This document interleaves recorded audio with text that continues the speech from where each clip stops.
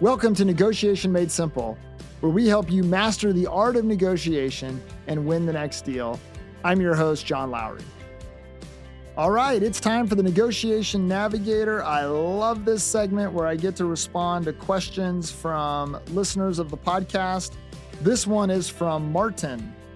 Martin writes, "Hi, John. I'm a big fan of the podcast. I'm an executive at a tech startup and facing a tough situation, one that's left me feeling stuck. A once strong relationship with a fellow executive has now soured over disagreements on project directions and other things. This has led to a strained communication and is now negatively impacting our team's morale. I've considered quitting, but don't know exactly what to do. Please help. I'm torn between leaving something I've built from the ground up and finding a way to resolve this conflict without compromising my values or the company's future. Is there a way forward?" Well, the answer to this question is yes, there is a way forward. And what I would encourage you to think about is a tiered process in terms of how you just respond to this. So I believe the very unsophisticated leader in a moment like this will just quit. It's just the easiest thing to do. It's the most comfortable thing to do. Yet by quitting, it's very costly for the leader in terms of having to go find something new to do, and it's very costly for the organization. And so even though it is so easy and it's so comfortable, it's also very problematic, because by doing that, you then put into play about 20 or 30 other things that now have to be managed as a result of your leaving the organization. There's also a psychological component that has to be realized in this, to where, and it's kind of mentioned in the question, but if this is something that you're passionate about, finding yourself at a place to where you are going to abandon that passion as a result of the conflict, it may create some more short-term satisfaction, but it could create long-term dissatisfaction and resentment in having to walk away from something that you love because of all the conflict that is present. And so what I would encourage you to do is to think about a tiered approach, as I call it. Whereas the first tier is thinking about, okay, what is it that I could try in order to try to repair the relationship and change the dynamic? And I would start there in terms of thinking about those things. Sometimes it's really valuable to take the person with whom the relationship has soured and to work through all the discomfort of this moment, to be the leader in this moment, and to invite them to go have a cup of coffee or go have a beer. And just begin to start restoring and create some positive energy around the relationship. You may not even talk about the issue and the things that are driving the wedge between you, but all you want to do is start to create some positive interaction. What I find so much is that conflict causes people not to like each other. And when you get to a place to where you don't like each other anymore, then everything starts feeding into a conflict.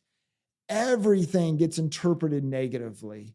Every email, even though if there's absolutely no intent for it to be negative, it becomes negative. And a lot of this has to do with the fact that now all of a sudden, because somebody or two executives don't like each other, that cycle just starts turning, and it actually perpetuates a conflict that is otherwise very manageable.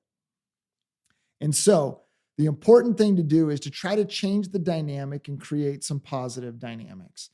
And so sometimes that just means, hey, I just want to go check in with you. And the other person may freak out because that's going to be uncomfortable for them too, but it's hard for them to say no. And so I would encourage you to start there in terms of creating some positive dynamics. Then once you get to a place to where there's communication going again, there's some positive dynamics, then is a moment to talk about the issue that is creating the wedge, or the multitude of issues that are creating the wedge. And what I would do is I would talk about those in the context of feelings, as opposed to you did this or you did this, because they're going to have the same for you. And that's just going to become a blame pointing kind of thing. And it's not going to be pretty productive as both you and the other side get real defensive and begin to defending the behavior that they didn't like. And so instead of it being, I'm right, you're wrong kind of conversation, this is a conversation that simply says, I'm not going to be critical of what you've done, but I am going to share how it made me feel.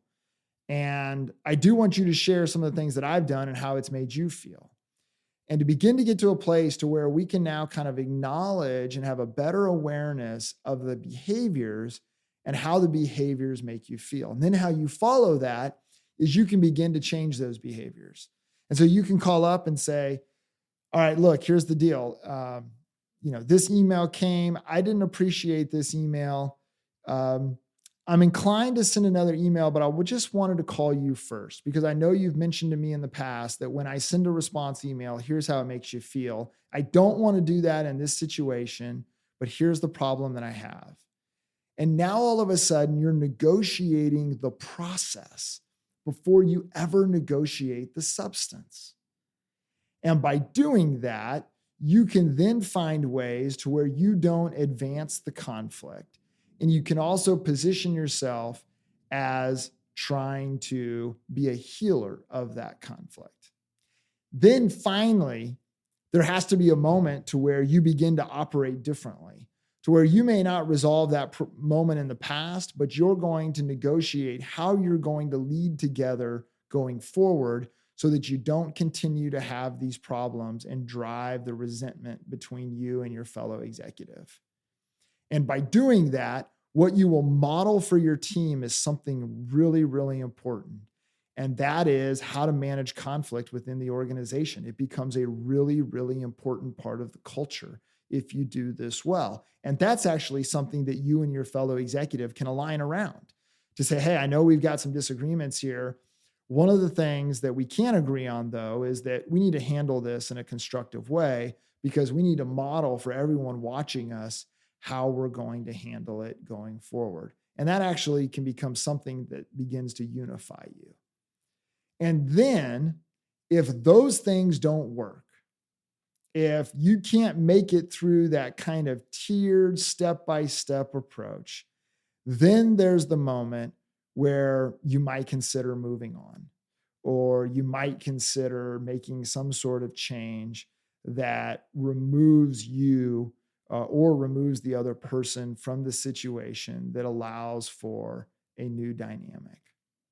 And so that approach right there, once you get to that place where you know that those things haven't worked, you know that so much resentment has set in, there's no way to restore that leadership partnership that you have with your fellow executive, you will feel much better about leaving, or you will feel much better about making the move once you know that there's no chance for the conflict in the relationship to be repaired.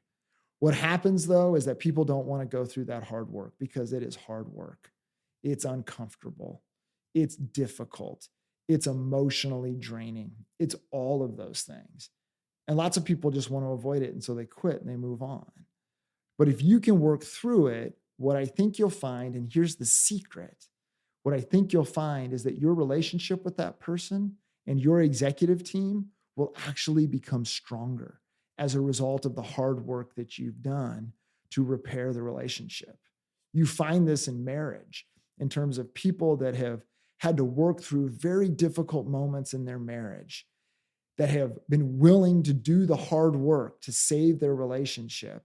What many of them will tell you, not all of them, but what many of them will tell you is that their relationship is actually stronger as a result of getting through that difficult period together or overcoming that very difficult moment in their marriage together. And that can happen at an executive level too. In addition, if you demonstrate that for your team, you will significantly impact the culture in terms of modeling and displaying how conflict should be managed. And as a result of that, you will take some substantial steps forward in building a conflict-competent culture. Thank you so much for that great question, Martin. If anyone has a question, please reach out and send that question. You can send it to admin@lowrygroup.net.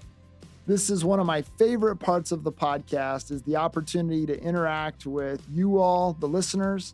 And I would love to know the questions that you're asking and be able to tackle those on a future episode. I look forward to seeing you next time on Negotiation Made Simple.